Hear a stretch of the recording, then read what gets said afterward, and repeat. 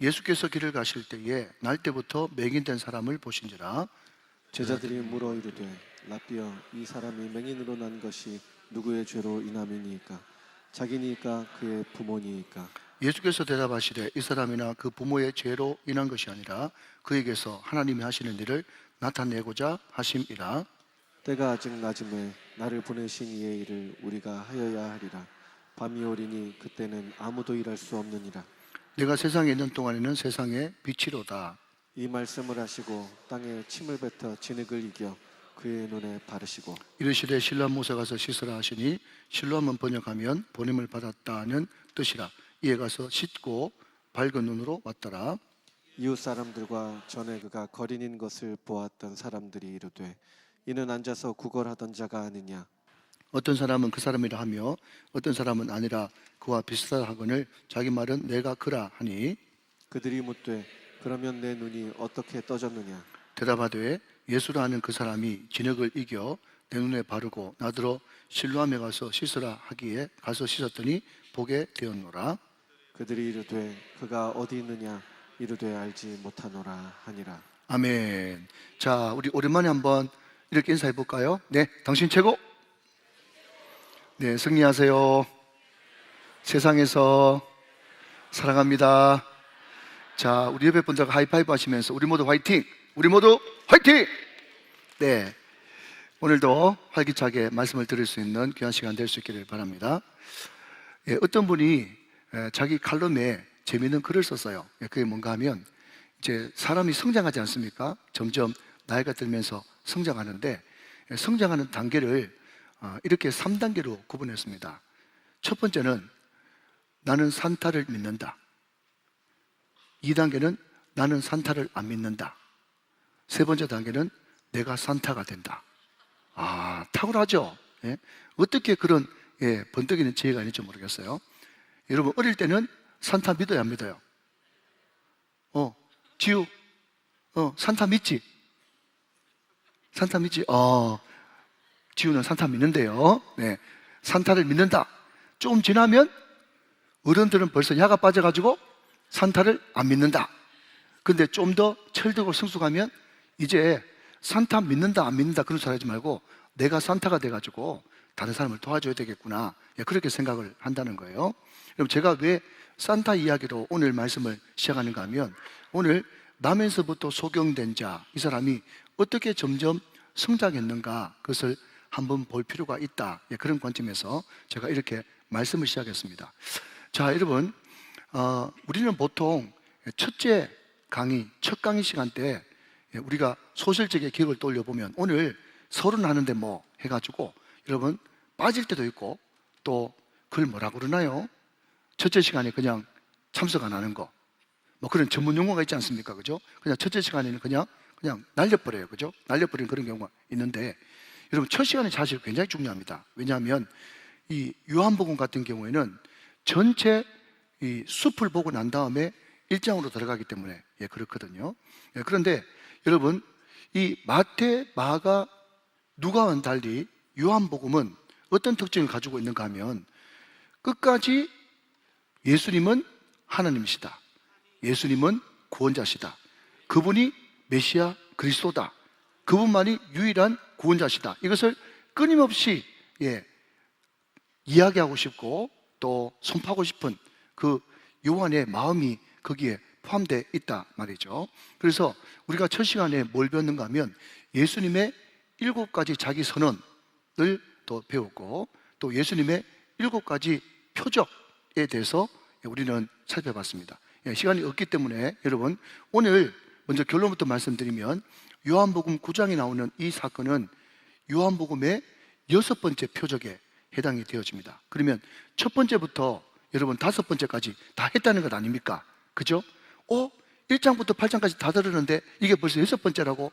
그러면 그게 뭐지? 이렇게 생각할 수도 있기 때문에 제가 한 번 더 표를 준비해 왔습니다. 자, 표를 한번 보시면, 자, 여러분 요한복음 2장에 보면 물로 포도주를 만드는 표적입니다. 표적.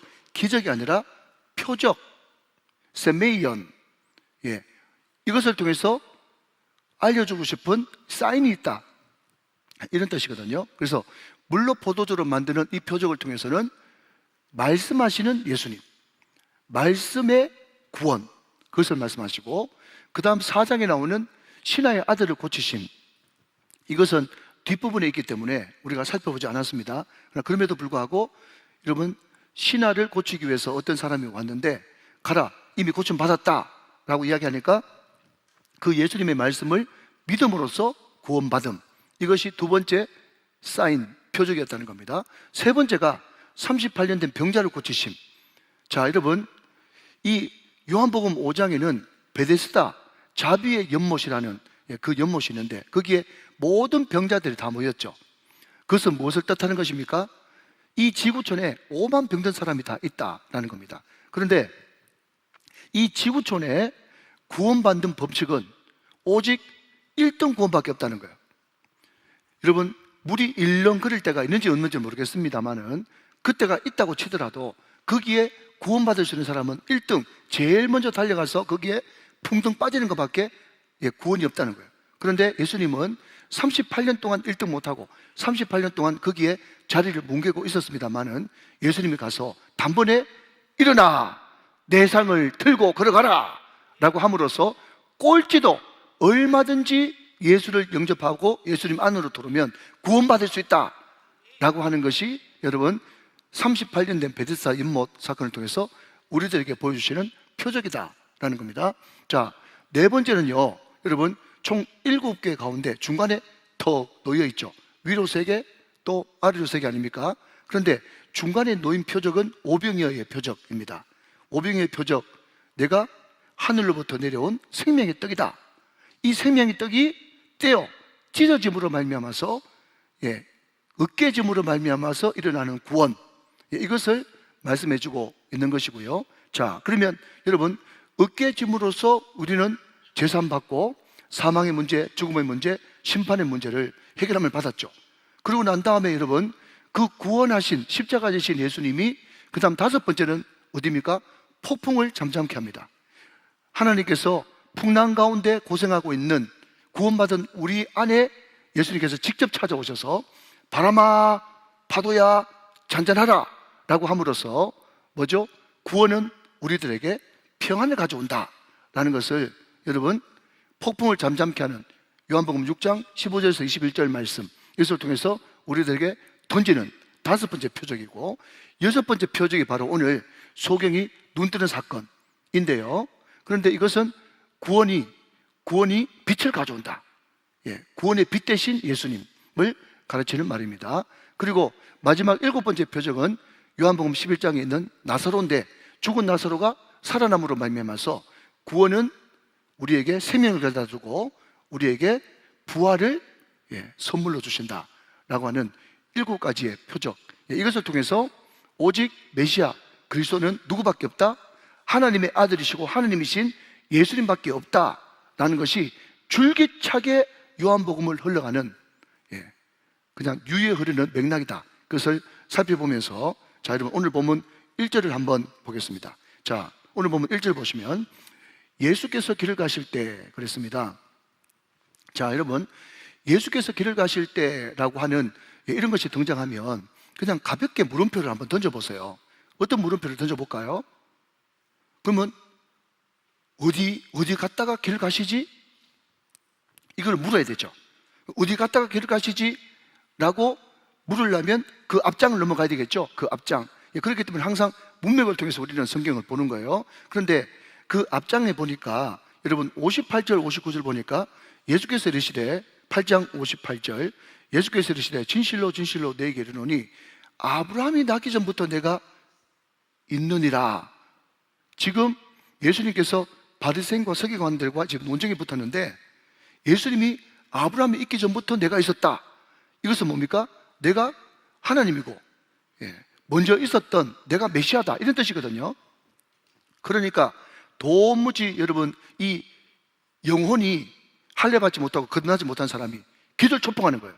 자기 조상 아브라함인데 지금 새파란 30대 청년이 아브라함이 있기 전부터 내가 있었다 그러니까 이건 막 천인공노할 그런 이야기잖아요. 그래서 반응이 뭔가 하면 59절 그들이 돌을 들어 치려하거늘 예수께서 숨어 성전에서 나가시던, 그러니까 여러분, 지금 예수님이 까딱하면 죽을 뻔했죠. 이것을 전문용어로 시급했다 그러지 않습니까? 시급해가지고 어쩔 줄 모르는 놀란 가슴을 해가지고 성전에서 거의 도망치다시피 해서 뛰쳐나오는 그 길을 지금 지나가고 계시다 말이죠. 그런데 참 감사한 것은 뭔가 하면 예수께서 길을 가실 때 1절, 날 때부터 맹인된 사람을 보셨다, 그렇게 말씀하고 있다는 겁니다. 여러분, 이걸 보면서 여러분들은 뭐라고 옆에 여러분 빈 공간이 있으면 여러분 써놔야 되는가 하면, 예수님 그때 무슨 정신이 있으셔가지고 이 사람을 또 보셨어요, 이렇게 적어놔야 되는 거예요. 사랑하는 여러분, 우리 예수님이 그렇게 급하고 자기가 죽을 뻔한 그 상황에서도 날 때부터 성경을 보신 예수님이라면 우리도 보고 계신 줄로 믿으시기 바랍니다. 여러분, 그러면 여러분 이게 나의 말씀이 되어지고 은혜가 되어지는 거예요. 그런데 여러분, 아무것도 아닌 말씀인 것 같지만 이 말씀 때문에 평생 내 인생이 바뀔 수도 있는 말씀 아니겠습니까? 이만큼 나를 사랑하시고 관심 있다는 말이니까 얼마나 여러분 강격스러운 말입니까? 자, 그런데 말입니다. 자, 2절로 넘어가니까 이렇게 이야기합니다. 제자들이 물어 이르되 랍비여, 이 사람이 맹인으로 난 것이 누구의 죄로 인함이니까? 자기니까? 그의 부모니까? 그렇게 이야기를 했습니다. 자, 여러분, 저는 이 2절을 보면서 참 재밌는 것은 뭔가 하면, 여러분, 예수님이 옆에 계십니다. 그죠? 그리고 그 맹인도 여러분 아시죠? 맹인이 눈은 안 보이지만 귀는 더 발달했잖아요. 그죠? 감각은 더 이제 예민하지 않습니까? 그러면 지금 날 때부터 맹인된 자가 옆에 있는데 제자들이 또 예수님과 나누는 그 모든 이야기들을 그 맹인이 다 들었겠죠. 귀가 더 예민하니까. 그런데 예수님이 옆에 있다는 그런 이야기를 듣고 또 이분이 대단한 분이라는 것을 그 맹인이 알았다면 내 눈이 왜 이렇습니까? 내 눈이 왜 이렇습니까? 이게 우리 부모 잘못입니까? 아니면 내 잘못입니까? 하면서 답답한 맹인이 물어야 되겠죠. 그런데 여러분, 이게 전체 여러분 중심 사상은 아닙니다만은 저는 이걸 보면서 우리는 얼마나 이런 짓을 많이 하고 있는가, 그런 생각을 해보게 되는 겁니다. 분명히 여러분 눈을 감고 있기 때문에 눈 감은 그 사람이 답답해가지고 내가 왜 이렇습니까? 내 신세가 왜 이렇습니까? 우리 부모 죄 때문입니까? 내 죄 때문입니까? 이것을 여러분 그냥 억지로 끼워 맞춘다면 우리 아버지가 목사만 돼서도, 우리 아버지가 장로만 돼서도 이야기하고 비슷하다는 거래. 자기가 그런 이야기를 해야 되는데 제자들이 이런 이야기를 하고 있단 말이죠. 자, 그런데 우리는 알고 있습니다.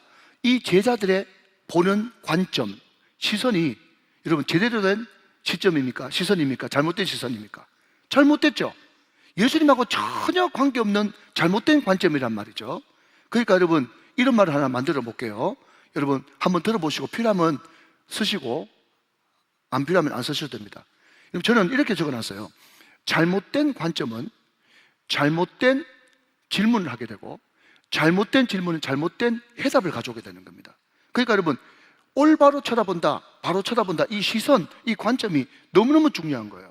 여러분, 우리가 왜곡되게 바라보게 되면 왜곡된 질문을 하게 되고, 왜곡된 질문을 하면 왜곡된 답을 얻을 수밖에 없어요. 다시 한번요. 잘못된 관점은 잘못된 질문을 하게 되고, 잘못된 질문은 잘못된 해석을 가져와 가지고 잘못된 해석 때문에 잘못된 행동으로 이어지게 된다 말이죠. 여러분, 이 제자들이 이 이야기한 이것은요, 철저하게 이 십계명에 등장하는, 여러분 십계명의 출애굽기 20장에 그런 말이 있지 않습니까? 무슨 말이 있죠? 그 아버지가 아니면 그 조상들이 죄를 지으면 3, 4대까지 저주를 받는다.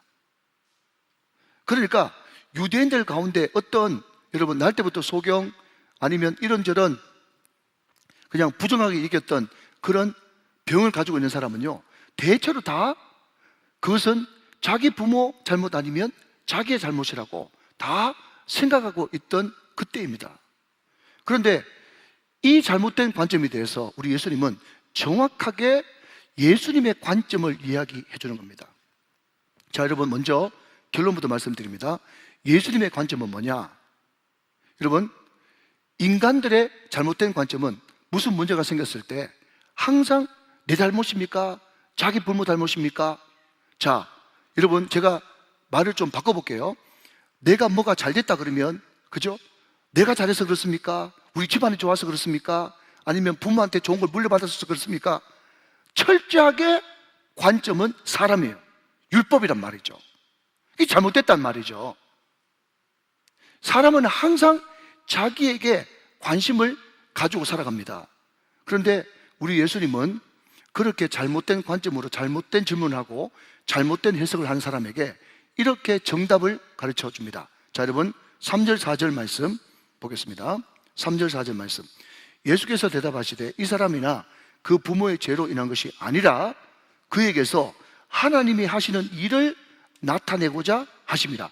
하나님이 하시는 일, 그것을 믿을 것이고요. 4절 말씀. 때가 아직 낮음에 나를 보내신 이의 일을 우리가 하여야 하리라. 거기에 밑줄을 그어보시기 바랍니다. 나를 보내신 이의 일을 하여야 하리라. 밤이 오리니 그때는 아무도 일할 수 없느니라. 그렇게 이야기를 했습니다. 여러분, 먼저 말씀드릴 것은요, 여러분 구봉서 장로님 아시죠?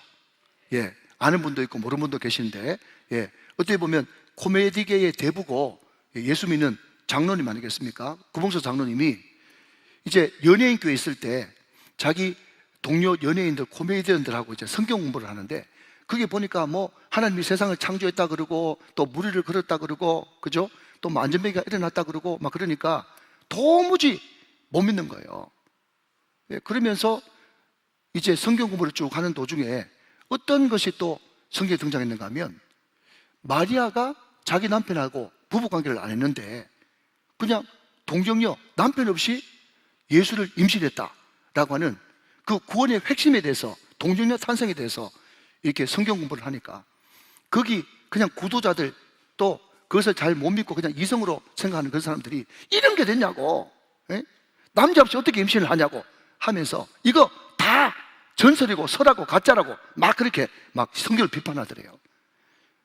그냥 넘어가자 그렇게 이야기를 했는데도, 그죠?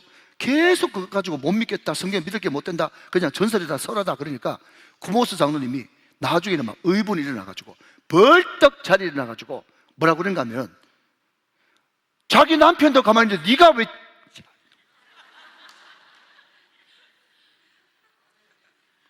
이런 수준 높은 이야기를 이해하시겠습니까? 지금 여러분, 마리아의 남편 요셉도 가만히 있잖아. 마리아의 남편 요셉도 그냥 성령으로 잉태했다는 거 받아들이면서 그냥 하나님이 잉태하게 하셨다는 걸 믿는데, 자기 남편도 가만히 있는데 네가 왜 자빠졌단 말이에요. 그러니까 거기 있는 사람들 막 웃으면서 그냥 웃으면서 끝나버렸다는 그런 이야기가 있어요. 자, 여러분, 저는 왜 이 말씀을 드리는가 하니까, 아까도 말씀드렸지만, 그죠?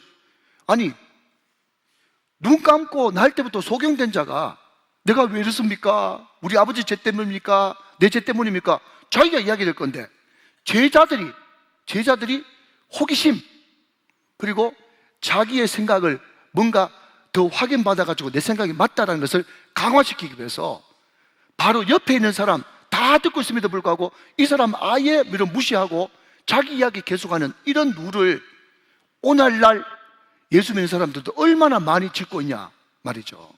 그게 자기 관점이 아니거든요. 여러분, 이 사람들의 관점은 끊임없이 사람이 중심이 돼가지고 이런 일이 생긴 것은 자기 아버지 잘못 아니면 이 사람 잘못이다.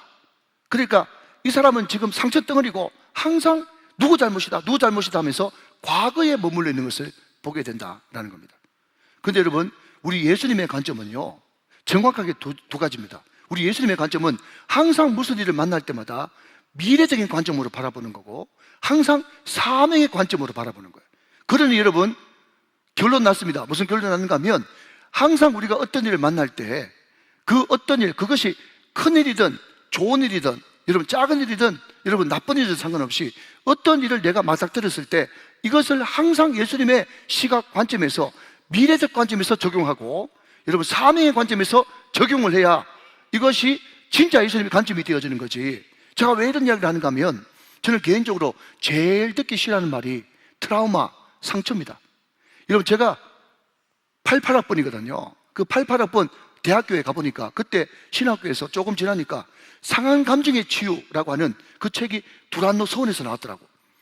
그때 여러분 이게 얼마나 인기가 있어가지고 그때 그 책을 한번 안 사본 사람이 없고 그 책을 읽고 감명을 받아가지고 제 친구나 제 동료나 또한 목사 한 수 못 받는 우리 여성 사역자들 같은 경우에 기독교 상담학을 얼마나 전공한지 몰라요. 그때 기독교 상담학을 전공한 사람들의 대부분이 어느 책에 영향을 받았냐 그러면 불안노에서 나오는 상한감정의 치유라고 하는 그 책에 감동을 받아가지고 다 기독교 상담학을 전공했어요. 그런데 그 치유, 상한 마음의 치유, 회복, 치유 사역 보니까 말이죠. 그래, 네가 옛날에 얼마나 아버지한테 상처를 많이 받았으면, 또 네가 얼마나 가난했으면, 어릴 때 이런 사고 때문에 얼마나 네가 마음에 트라우마, 상처가 있었으면 네가 이런 행동을 하겠나? 그래, 울어라, 실컷 울어라, 오늘도 울고 내일도 울고 자꾸 울어라 하면서 계속 해가지고 과거 뭐 때문에 상처받았나? 제가 그때 말씀드렸잖아요. 어떤 사람이 여러분 종이 자꾸 찢어가지고 그것도 그 트라우마 치유한다고 옛날에 종이 공장 옆에 살았습니까? 아빠 엄마한테 종이로 종이 뭉치를 맞은 적 있습니까? 다 없어, 다 없어. 웃으라고 하는 소리예요. 계속해서 여러분 우리를 한 치 앞도 앞으로 나가지 못하도록 만들고 계속 과거로 머물게 하고 자기 연민과 자기 상처에만 머물게 하는 그것이 일명 내적 치유, 여러분 치유사이라고, 상담이라고, 기독교 상담이라고 정확하게 이야기하자면 심리학과 기독교의 이상한 짬뽕 혼합주의예요. 제가 볼 때는. 여러분 솔직히 한번 이야기해 보십시오.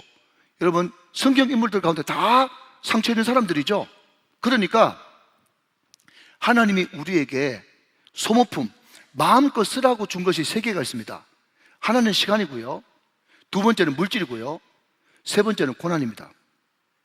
하나님은 시간을 들여서 영광 받기를 원하시고, 하나님은 물질을 통해서 영광 받기를 원하시고, 하나님은 우리가 당한 그런 많은 상처와 고난을 통해서 그것이 간증이 돼가지고 스토리가 돼가지고 이것이 나의 간증이요, 이것이 나의 찬송일세, 이것을 통해서 강력한 전도의 무기가 되기를 원하시는 것입니다. 요거 꼭 여러분 꼭 기억하십시오. 하나님이 우리에게 꼭 이 땅에 있으면서 네가 가진 거 다 쓰고 오라고 준 선물 3가지가 첫 번째는 시간이요, 2번째는 돈이요, 3번째는 여러분 고난인 것입니다. 믿으시면 아멘 하시기 바랍니다. 그런데 이걸 다 쓰고지 못하고 여러분 하나님께서 충분히 시간 줬는데 빈둥빈둥 여러분 게으름을 피우거나 농덩이를 지긴다든지, 아니면 하나님께서는 물질을 많이 주셨는데 이것을 다 쓰지도 못하고 여러분 남겨서 엉뚱한데 여러분 쓴다든지, 아니면 고난당한 것을 이것을 마음껏 활용해가지고 전도하고 강력하게 영혼 구원하는 데 도구로 사용해야 되는데 그것을 그냥 내 상처받고 내 치유하고 내 울고 하는 거기에 머물러 둔다면 이것이 바로 게으르고 악한 종이라는 거예요. 다시 한번 여러분 꼭 기억하시기 바랍니다. 시간을 주님을 위하여, 물질을 주님을 위하여, 여러분 상처와 고난을 주님을 위하여 소모하시기를 주님의 이름으로 축원합니다. 이게 하나님의 뜻이에요. 여러분 사도 바울 보십시오. 뭐라고요? 푯대를 향하여 그리스도 예수 안에서 앞을 보고 달려가잖아요. 여러분 사도 바울이 뒤를 돌아보지 말고 푯대를 향해서 앞을 향해서 바라보지 않습니까? 그러면서 주 예수께 받은 사명, 이 사명을 완수하기 위해서는 내 생명조차도 조금 더 아깝게 여기지 않는다라고 하면서 항상 사도 바울의 인생관은 과거가 아니고 미래지향적이고 사명지향적이었어요. 여러분 다시요, 여러분 성경에 많은 분들이 고난당했지만 여러분 창세기에 나오는 요셉만큼 고난 많이 당한 사람이 어디 있습니까? 요셉이 그 전까지는 성령을 제대로 받기 전에는, 인격적으로 하나님을 제대로 알기 전까지는 그것이 큰 상처였어요. 얼마나 큰 상처겠습니까? 수많은 스토리들이 있잖아요. 다 알기 때문에 그냥 넘어가고. 그런데 여러분 하나님을 인격적으로 만나고 말씀을 제대로 깨닫고 나서 보니 창세기 45장으로 넘어가니까 요셉이 뭐라고 고백합니까? 당신들이 나를 팔아서로 말미암아서 근심하지 마소서, 한탄하지 마소서, 하나님이 나를 여러분 창세기 45장을 읽으면서 하나님이 나로 라고 한 단어가 도대체 몇 번 나오는지 한번 살펴 보십시오. 모든 것이 하나님 중심이 딱 되어지니까 하나님의 나로 하여금 먼저 애굽에 보내셔서 우리 가족들과 우리 민족 전체를 구원하시려고 하는 하나님의 뜻이 나한테 있습니다 라고 하면서 미래와 사명에 집중하잖아요. 사랑하는 여러분, 항상 신앙인의 관점, 예수님의 관점은 미래와 사명, 여기에 집중되어 있는 것입니다. 그런데 여러분 50장을 넘어가니까 또 그 형들이 더 벌벌 떨죠. 왜? 자기 아버지 죽어봤거든. 그러니까 요셉이 너무 답답하면서 내가 하나님을 대신하겠습니까? 내가 당신들뿐만 아니라 내 조카까지도 내가 기르겠습니다. 다시 한번요, 하나님이 나를 먼저 보내셔서 우리 가족들과 우리 민족들을 먼저 구원하시려고 나에게 이런 미션 사명을 주고 나에게 보내셨습니다. 그러면서 여러분, 악을 선으로 갚는, 합리화의 선을 이루는 놀라운 역사를 보여주지 않습니까? 사랑하는 여러분, 우리가 항상 어떤 관점을 바라볼 때 내 관점이 자꾸 과거 지향적이냐, 내 상처에, 트라우마에 집중되느냐, 아니면 여러분 상처와 트라우마에 매이지 않고 항상 미래 지향적이고 사명 지향적이냐, 여러분 이것이 바로 예수님의 관점입니다. 여러분 제가 이렇게 실컷 이야기하니까 지금 창세기 설교 듣는 것이 아니고요, 여러분 제자들은 부모 죄입니까? 자기 죄입니까? 항상 거기에 매여 있었다면 우리 예수님은 그것을 교정시켜 뭐라고요? 하나님의 일을 나타내려 함이니라. 우리가 나를 보내시는 일을 하여야 할지니라. 이것은 하나님의 영광을 위해서 이런 일이 있느니라 라고 이야기하면서 항상 미래와 사명에 집중하고 있는 것을 보게 된단 말이죠. 오늘 꼭 깨닫게 되시기를 주 예수 그리스도의 이름으로 축원합니다. 자, 그러면 항상 미래지향적이고 여러분 사명지향적인 그 예수님이 길을 가다가 여러분 이 남에서 소경된 자를 만났어요. 그런데 여러분 이 요한복음이라고 하는 책은 AD 90년 100년경에 가장 늦게 쓰여진 복음서 아닙니까? 사복음서 중에. 그런데 여러분 남에서 소경, 그러니까 여러분 한번 맞춰보세요. 소경 또 누가 있어요? 소경 또 누가 있어요? 바디메오. 잘하셨어요, 집사님. 여러분 바디메오가 여러분 예수님께 구원받을 때는 어떻게 했습니까? 다윗의 자손 예수야, 나를 불쌍히 여기소서, 나를 불쌍히 여기소서 하면서 발부둥 쳐서 예수님이 돌아보시고 바디메오에게 오셨죠. 그러니까 여러분 잘 이것을 보면서 성경 봐도 재밌습니다. 마태복음, 마가복음, 누가복음에는요 뭔가 예수님께 요구해서 땡깡 부려서 뭔가를 여러분 내밀어서 드려서 그 믿음 보시고 믿음대로 될지어다 라는 그런 기사들이 많이 남아 있습니다. 그런데 예수님의 사랑받는 제자 요한은 이게 절대로 구원이 아니다. 무슨 이야기인가 하면 우리가 여러분 정말 물에 빠져 죽을 때는 누구라도 여러분 지푸라기라도 던져가지고 나를 구원해주면 좋겠다는 생각을 했는데 나중에 구원받고 나서는요 사람이라는 게 그 마음속에 자기 자가 중심이 탁 돼가지고 내가 지푸라기 던져가지고 구해줬지 그렇게 이야기하니까 이 사람이 그냥 제가 예를 드는 겁니다. 이 사람이 뭐라고 하는가 하면 그래도 내가 잡아줬잖아 이래버린다니까.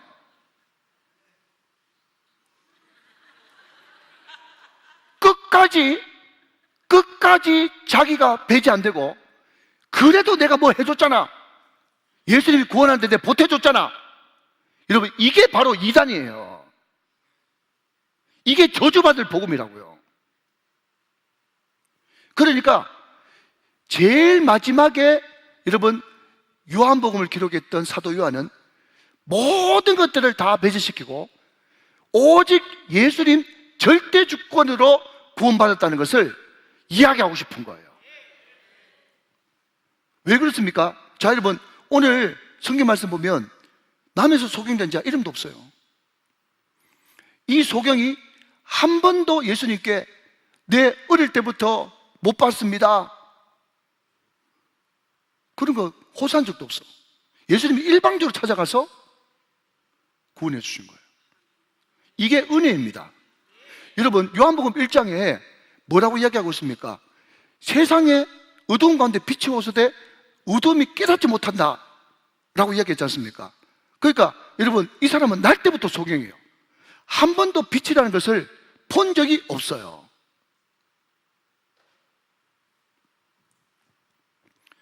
근데 그 남에서 소경된 자에게 찾아가셔서 보게 하시고 눈을 열어주셨다.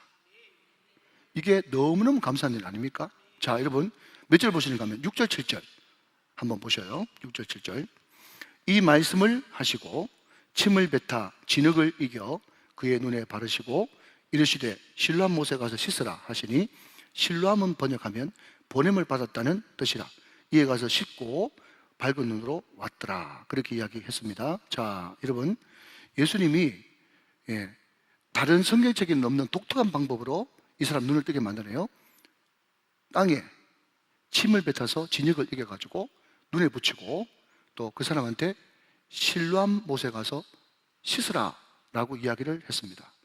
자, 여러분, 과연 이게 그러면 예수님이 무엇 때문에 이런 퍼포먼스를 하는가, 다른 성경에 없는 이런 독특한 퍼포먼스를 하는가 라고 물으신다면, 창세기 2장 7절로 가셔야 됩니다. 자, 창세기 2장 7절 보여주세요. 자, 중요한 말씀이니까 같이 한번 읽어보세요. 시작. 여호와 하나님이 땅의 흙으로 사람을 지으시고 생기를 그 코에 불어넣으시니 사람이 생명이 되었다. 그렇게 이야기하고 있죠. 자, 여러분 좀 띄워놓으시고요. 자, 하나님이 우리 인간을 지을 때 재료는 뭐였습니까? 흙으로. 그죠?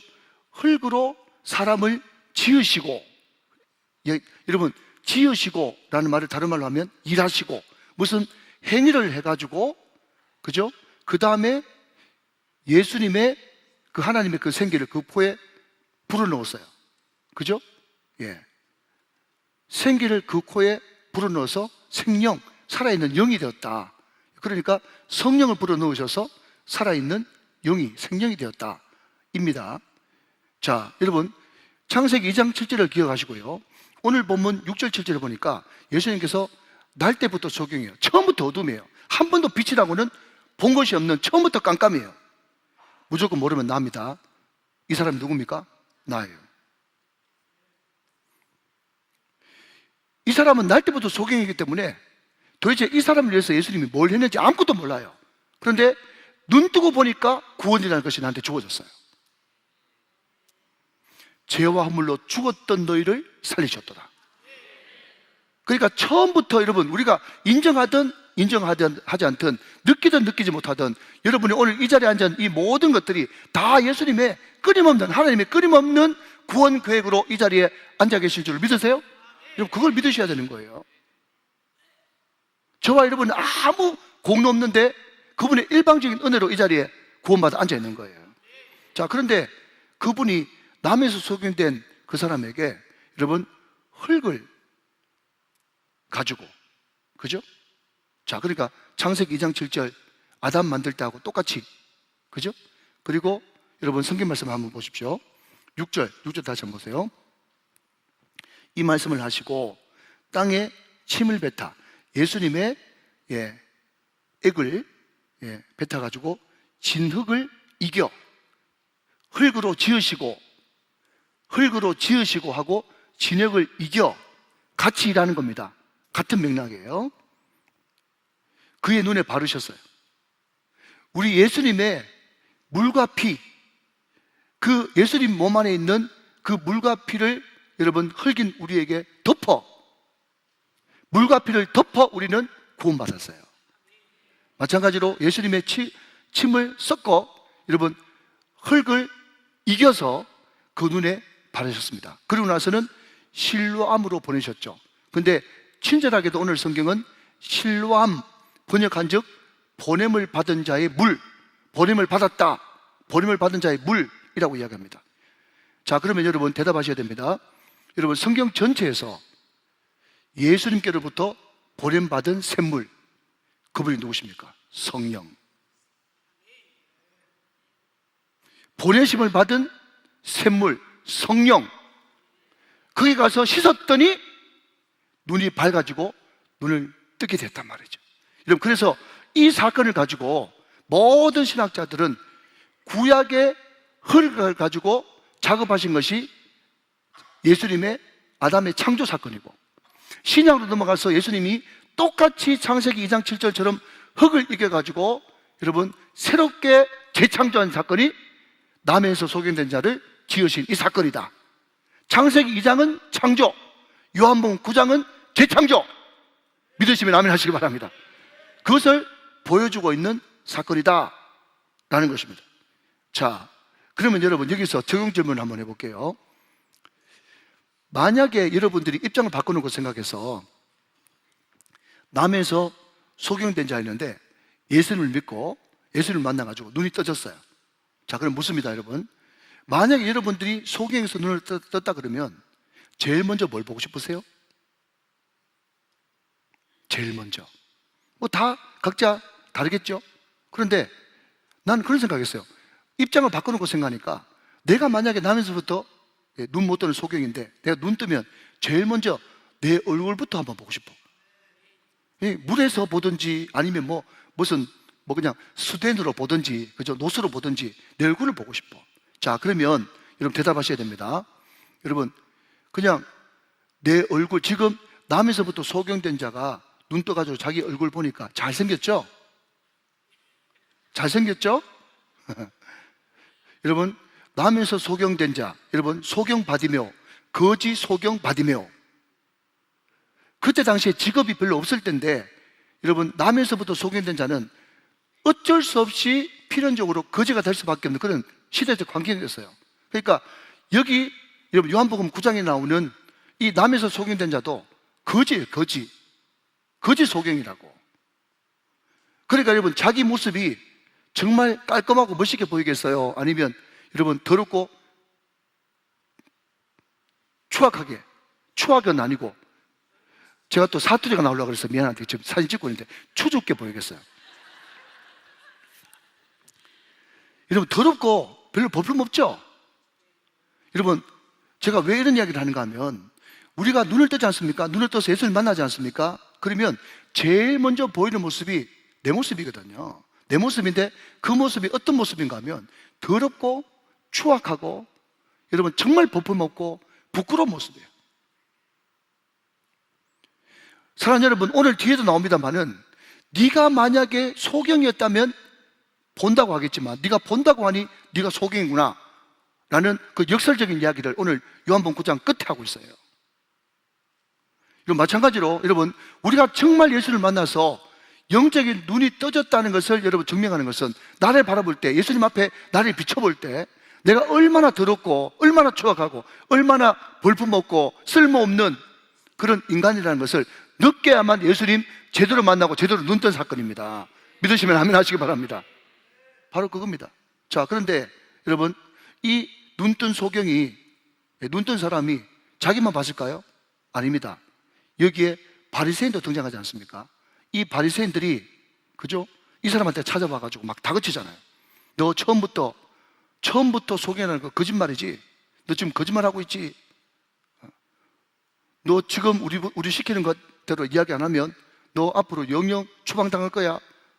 너 출교야, 출교 하면서 여러분, 예수님을 그렇게 잘한다고 하는 바리새인들이 서기관들이 와가지고 예수님도 죽이려고 하고 이 사람도 죽이려고 하는 그 세상의 말 그대로 추악함과 세상의 더러운 꼴을 다 봤지 않습니까? 그렇지 않습니까? 그러니까 여러분, 우리가 눈을 떴다라고 하는 증거는 뭔가 하면 세상이 얼마나 추악하고 세상이 얼마나 악하게 돌아간다는 것을 우리는 고백할 수밖에 없다라는 겁니다. 여러분, 이렇게 한번 이야기해 보죠.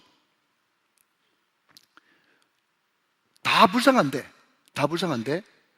남에서 소경된 자도 불쌍하고, 중간에 여러분 잘 보다가 어느 병이나 어떤 사고 때문에 못 보게 된 그 사람도 이런 불행한데, 어쩌면 중간에 다 보다가 못 보게 된 그 사람이 더 불행할지 모르겠어요. 근데 그럼에도 불구하고 여러분, 눈 감은 지가 한 1개월, 2개월 될 때는 굉장히 불편하지만, 그것이 여러분 5년, 10년, 20년 눈 가면 당연히 이게 내 운명이다 생각하고 그렇게 살게 되겠죠. 자, 여러분, 이렇게 한번 바꿔보겠습니다. 여러분, 지금 제가 핸드폰을 가지고 있는데, 제가 핸드폰 처음 구경한 것이 한 40년쯤, 우리 어릴 때도 여러분 정말 부자는 그냥 차에 안테나 달고 막 벽돌만한 거 가지고 이렇게 여러분 전화 받는 거, 그게 그 사람들 부의 상징이었어요. 근데 이 핸드폰이 상용화된 지가 얼마 되지 않거든요. 기껏 한 20년 됐을까요? 여러분, 우리 때는 전화기 없는 게 당연했고, 그리고 가다가 꼭 전화를 있는데 공중전화 만나면 그게 기쁨이었어요. 근데 여러분, 만약에 우리 육성우 장로님 너무 성품이 좋은 분인데 제가 강제적으로 육장님 안 되겠어요, 핸드폰 내세요 하면서 핸드폰을 뺏었다. 칩시다, 그렇게 칩시다. 자, 핸드폰을 뺏었어요. 그러면 장로님이 담임 목사가 달라고 그러는데 안 줘도 되는가? 줬어요. 그러면 우리 장로님이 일주일 동안 있으면서 아이고 우리 목사님 성경 말씀 많이 읽으라고 핸드폰 뺏었네, 감사하네, 이렇게 생각하겠어요? 아니면 불편해 죽겠어요? 그렇죠? 그죠? 무슨 이야기인가 하면 우리는 옛날에 이거 없어도 잘 살았는데 이거 있는데 갑자기 없어지면 굉장히 불편해지는 거예요. 무슨 이야기인가 하면 여러분, 우리가 전도가 왜 힘드냐 하면 여러분, 어떤 사람은 이야기합니다. 40평 사는 사람은 40평짜리 걱정이 있고 50평 사는 사람은 50평짜리 걱정이 있다고. 모든 사람들 집집마다 여러분 안타까운 일, 힘든 일, 또 마음에 속상하는 일, 또 괴로운 일 없는 집이 하나도 없어요. 근데 그게 원래는 정상이 아니거든요. 맑게 알아듣습니까? 정상이 아니란 말이죠. 그런데 워낙 모든 사람이 다 그렇게 살고 자기가 평생 그런 환경에서 살았으니까 이렇게 내가 괴롭게 고통스럽게 여러분 정말 가슴이 찢어지면서 사는 것을 당연하다고 생각한다고요. 당연하다고. 이게 여러분 큰 불행이라는 겁니다. 그래서 요한복음 8장 32절 말씀에 진리를 알지니 진리가 너를 자유케 하리라 라고 이야기했는데, 모든 있고 없음에서부터 오는 그 묶음으로부터 자유를 준다고 이야기해도 여러분 여기 있는 바리새인들이 뭐라고 이야기하는가 하면 내가 종되는 적이 한 번도 없는데 내가 언제 종되었냐 이렇게 이야기하면서 오히려 막 대봤습니다. 그런데 여러분 너무 재밌는 것은요, 나 혼자 재밌으면 안 됩니다. 지금 여러분 이 이스라엘이 누구의 식민지로 있습니까?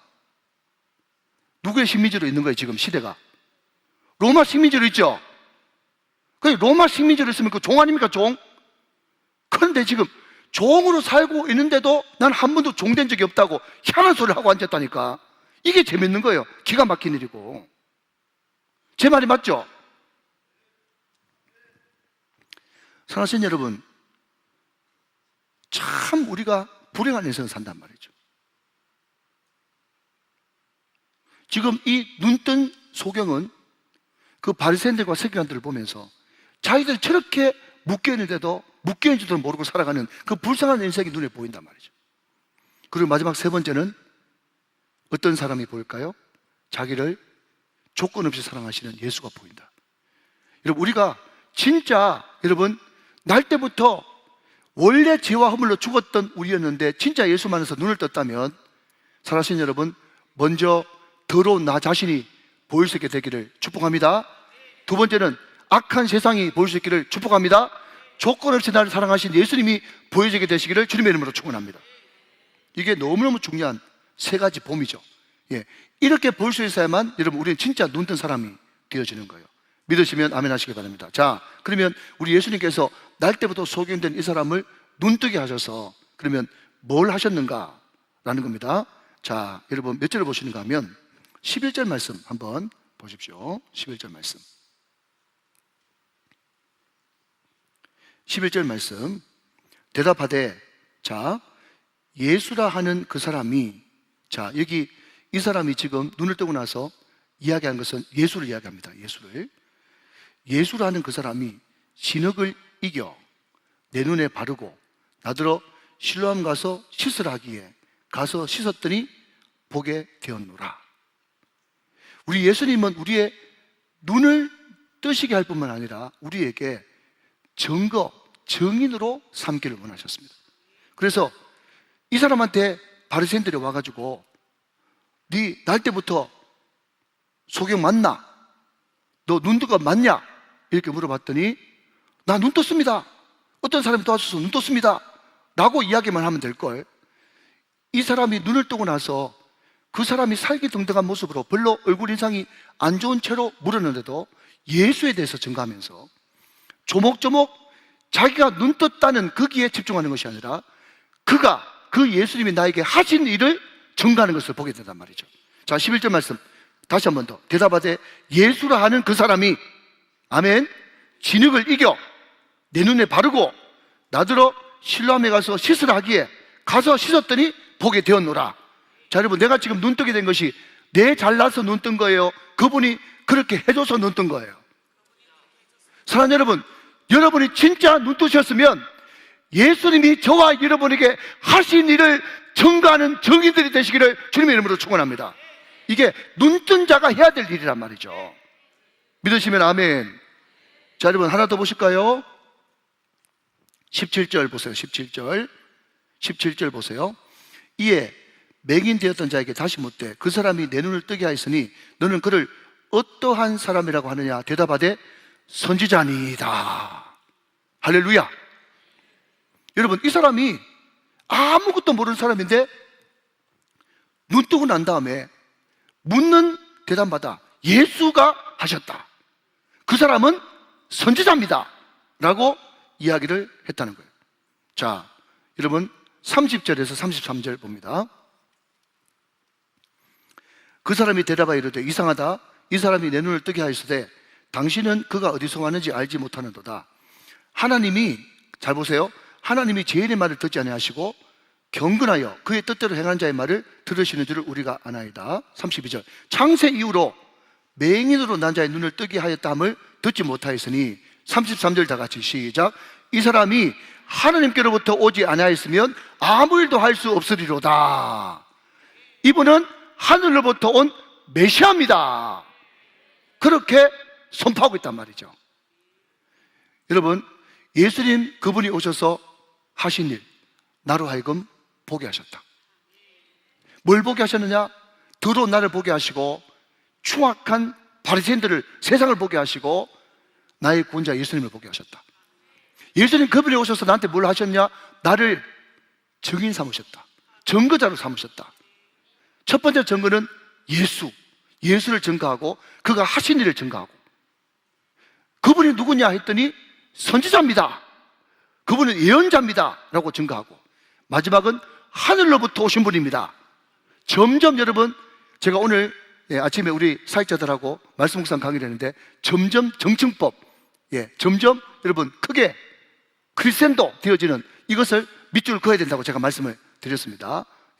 점점 이 사람이 증거자로서 여러분 확실하게 선포하는 것을 보게 된다라는 것입니다. 자, 마지막 세 번째는요, 예수님이 오셔서 이 사람을 눈을 뜨게 하고 또 증거자로 삼으시고, 마지막 세 번째는 뭔가 하면 이 사람을 결국 예배자로 삼으십니다. 예배자로 삼으셨다. 자, 여러분 다시 11절을 보겠습니다. 11절. 대답하되 예수라 하는 그 사람이 진흙을 이겨 내 눈에 바르고 나더러 실로암에 가서 씻으라 하기에 가서 씻었더니 보게 되었노라. 자, 들어보십시오. 자, 우리가 예배자 그러면 주일날 모여서, 이렇게 금요일날 모여서 말씀 듣고 기도하고 찬양하고 헌금 드리고, 이것을 예배라고 생각해요. 그런데 여러분, 예배의 진짜 의미는 우리가 모여서 또 찬양 드리고 헌금 드리고 이것도 예배지만은, 예배의 핵심은 뭔가 하면요, 예배의 핵심은 뭔가 하면 그분을 아는 겁니다. 그분을 아는 것이 예배예요. 그래서 여러분, 말씀 봉독하고 말씀 듣는 이 시간이 가장 중요한 것은 이 말씀 선포를 통해서 하나님을 점점 알아가기 때문에 그것이 바로 예배인 거예요. 꼭 믿으시기 바랍니다. 예배란 무엇인가? 첫 번째는 하나님을 좀 더 알아가는 것. 그래서 예수도 알기 원하네, 크고도 넓은 은혜와 대속해 주신 사랑 간절히 알기를 원하네. 하나님을 아는 것이 예배입니다. 여러분, 우리가 그냥 이렇게 모여서 예배하는 것만 예배라 그러면 우리가 개인적으로 삶의 예배를 드릴 수 없잖아요. 그런데 모든 삶의 영역에서 경험으로, 말씀으로, 환경으로, 모든 생활 속에서 하나님을 알아가려고, 하나님이 왜 나에게 이런 일이 있게 하셨는가, 여러분 꼭 DTS 아울리지 가서만 그런 것이 아니고 모든 되어진 일들 가운데 하나님의 뜻이 무엇인가를 여러분 경험으로, 몸으로 알려고 하는 그 하나님에 대한 암, 하나님에 대해서 아는 것이 아니라 하나님을 아는 지식, 대하여가 아니라 그분 자체를 아는 것, 이게 예배라는 거예요. 사랑하는 여러분, 예수도 알기를 원하시길 바랍니다. 자, 여러분 한 번 더 보도록 하죠. 여러분 여러분 몇 절을 보시는가 하면 33절을 보십니다. 33절. 자, 이 사람이 하나님께로부터 오지 아니하였으면 아무 일도 할 수 없었으리로다 하면서 이분을 선지자로 또 하늘로부터 온 메시아로 안다는 거예요. 자, 그리고 여러분 37절 한번 보실까요? 37절. 예수께서 이르시되 내가 그를 보았거니와 지금 너와 말하는 자가 그이니라. 38절. 이르되 주여 내가 믿나이다. 이게 절정이죠. 자, 제일 처음에는 예수, 그 다음에 선지자, 하늘로부터 온 메시아, 나의 주. 사랑하는 여러분, 점점 더 그분을 깊이 깊이 알아가게 되시기를 주님의 이름으로 축원합니다. 이게 바로 하나님께 예배 드리는 자의 자세입니다. 자, 한 걸음 더 나가서 여러분 예배란 무엇인가? 자, 여러분 38절 한번 더 보시면 38절 거기 보면 이르되 주여 내가 믿나이다 하고 그 다음 어떻게 합니까?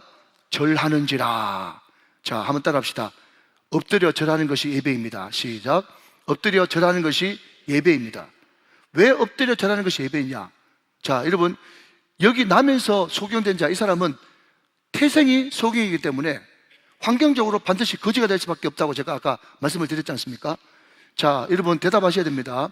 거지는 동냥할 때 빳빳하게 고개를 들고 동냥합니까? 엎드려서 동냥합니까? 엎드려서 동냥하죠. 그리고 이 사람은 하나님을 모르고 예수님을 못 만난 사람이기 때문에 그냥 그때 동양 많이 얻으면 기쁘고 동양 없으면 슬픈 존재예요. 여러분, 그러니까 항상 성경 말씀이 은혜가 되려고 그러면 세팅을 잘하고 입장 바꿔놓고 생각해야 되는 거예요. 우리가 여러분 세상에 예수 모르는 사람, 하나님 모르는 사람이 엎드리지 않습니까? 어디에? 세상에 엎드리잖아요. 그래가지고 여러분 돈 좀 많이 벌리면 기뻐하고 돈 안 벌리면 슬퍼하죠. 우리 말고 저기 있는 사람들 말이죠. 그러니까 이게 여러분 이게 다른 사람처럼 보이면 전혀 성경이 은혜가 안 되는 거예요. 아, 이 거지가 세상에 엎드려가지고 정말 세상 것 구하는 그런 사람이었구나. 많이 얻으면 기쁘고 그때 수금 안 되면 슬프고 이게 세상 사람들이 사는 방식 아닙니까? 그런데 하나님을 제대로 만나고 예수님을 인격적으로 만나고 난 다음에 하나님 그분께 엎드려 경배하는, 그분께 절하는, 그게 바로 예배자가 되었단 말이죠. 자, 마지막입니다. 꼭 이 문제를 여러분 풀고 마쳐야 되겠습니다. 자, 5분 안에 마칠게요. 자, 집중 한번. 자, 저를 보십시오. 무슨 이야기인가 하면 우리는 보통 여러분 소설을 너무 많이 보고 드라마를 많이 보고 영화를 많이 봐가지고 어떤 생각을 하는가 하면 이렇게 남에서부터 소경된 자가 예수님이 찾아가시고 극적으로 눈뜨게 해주시고 또 정인으로 살고 또 신앙 고백을 위대하게 하고 이렇게 하면 이 사람이 앞으로 모든 것이 다 잘 되고 그냥 간증의 주인공, 기적의 주인공, 축복의 주인공이 막 되어야 된다라는 그런 생각을 가지고 있잖아요. 그런데 그게 어린 반푼어치도 없는 생각이라는 거예요. 어린 반푼어치도 없는 생각. 자, 저는 여러분 이 말씀을 제가 이 제주도에 가서 제가 집회를 가서 여러 번 제가 읽고 묵상했거든요. 그런데 여기 등장하는 사람 중에 바리새인들보다 더 얄미운 인간이 있어요. 22절 말씀 봅시다. 22절 말씀.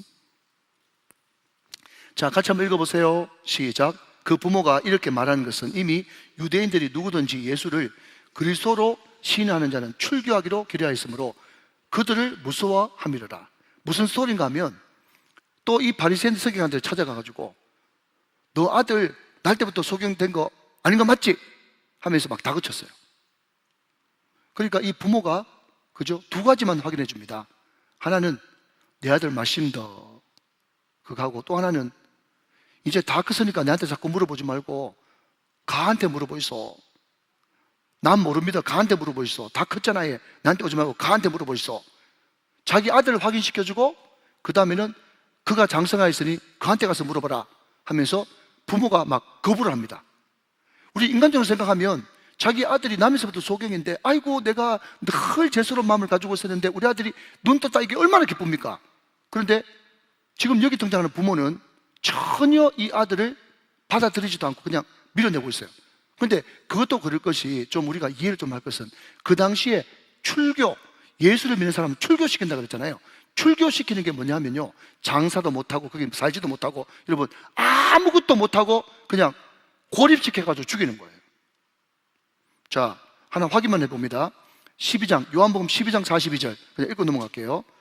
예, 비슷한 단어가 있어서 있습니다. 자, 요한복음 12장 42절입니다. 제가 읽겠습니다. 자, 앞을 보십시오. 그러나 관리 중에도 그를 믿는 자가 많되 바리새인들 때문에 드러나게 말하지 못하니 이는 시작 출교를 당할까 두려움이라. 그 당시에 출교는요, 우리 지금 현대 2025년처럼 이 교회에서 출교 당하면 다른 교회 가고 이런 게 아니에요.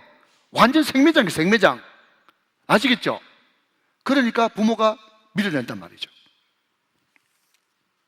자, 그런데 말입니다. 여러분, 몇 절을 보시는가 하면 34절 말씀을 보세요. 34절 말씀. 그들이 대답하여 이르되 내가 온전히 제 가운데 나서 우리를 가르치느냐 하고 이에 쫓아내어 보내리라. 이 말이 뭔가 하면 이 사람이 예수다, 선지자다, 하늘에서 난 메시아다 그렇게 이야기하니까 네가 지금 온전히 율법에 사로잡혀 있잖아요. 네가 온전히 제 가운데 태어난 주제에 날 가르치느냐 하면서 출교시켜버린 거예요. 다시 한번요, 여러분, 눈 뜨고 기적의 주인공 되고 여러분 또 정인 되고 그러면 뭐 모든 좋은 것들이 앞에 쫙 깔려가지고 시온이 데리고 넘칠 거다. 어린 반프로치도 없어요. 이 사람은 출교당했습니다. 그런데 출교당했는데 살려고 하지 않고 예수를 위해서 출교당하는 것을 금되지 않았습니다. 우리 예수님도 출교당했잖아요. 신성모독죄로. 그것 때문에 십자가 죽은 것 아닙니까? 이것을 가지고 예수의 길, 그 좁은 길을 같이 걸어가는 제자의 삶을 살게 되었다고 이야기를 하는 것입니다. 말씀했습니다.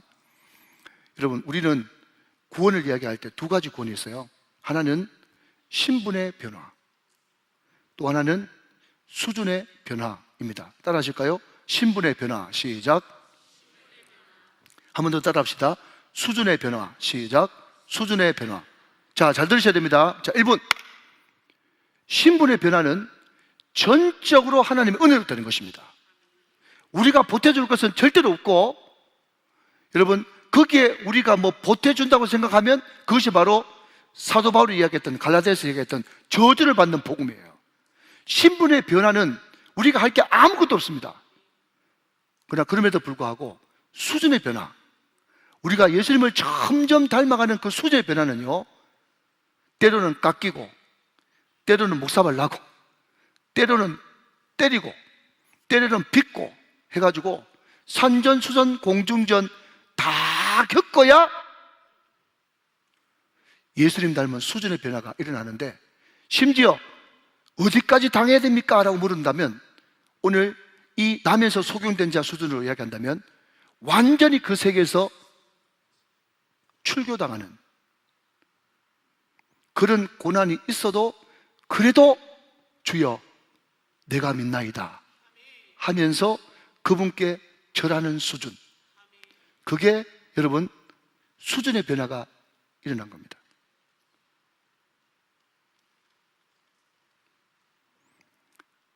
예수 믿고 물론 하나님께서 이런저런 복을 많이 주십니다.